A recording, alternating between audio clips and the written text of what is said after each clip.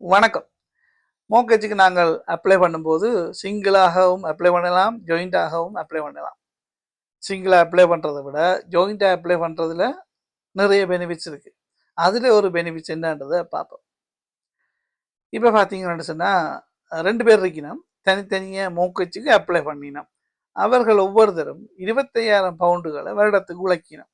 Bank சொல்லுது உங்கள் 2 பேருக்கும் நான் ஆளுக்கு 120,000 120,000 தாரன் மோட்கேஜ் என்று சொல்லுது.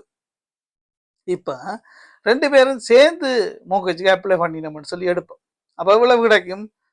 120 + 120 240,000 எங்களுக்கு கிடைக்கும் மட்டும் நாங்கள் யோசிப்போம். ஆனால் அப்படி இல்லை. அதனுடைய எஃபெக்ட், அதனுடைய அவுட்புட் வந்து வித்தியாசமாக இருக்கு. 240,000 விட கூடுதலாக தான் கிடைக்கும். பெரிய அளவில் வித்தியாசம் காட்டும். இதனால தான் ஜாயிண்ட் அப்ளிகேஷன் செய்யறதுல நன்மை இருக்கு.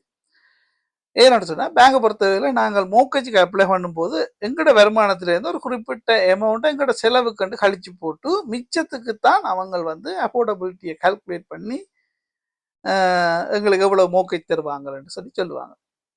ஆனால் இவை 2 பேரும் சேர்ந்து அப்ளை பண்ணும்போது அவர்களுக்கான செலவினங்கள் குறையும். ஒரு தனியால் வாழ்றதுக்கும் 2 பேர் சேர்ந்து வாழ்றதுலையும் செலவினங்கள் குறையும் இல்லையா? அதனால தான் அவர்களுக்கான அஃபோர்டபிலிட்டி பெரிய அளவில் வித்தியாசத்தை காட்டும்.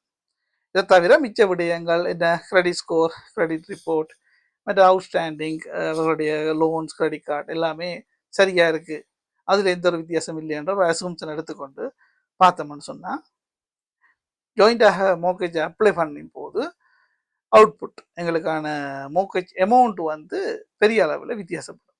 இது ஒரு நன்மையாக பார்க்கலாம்.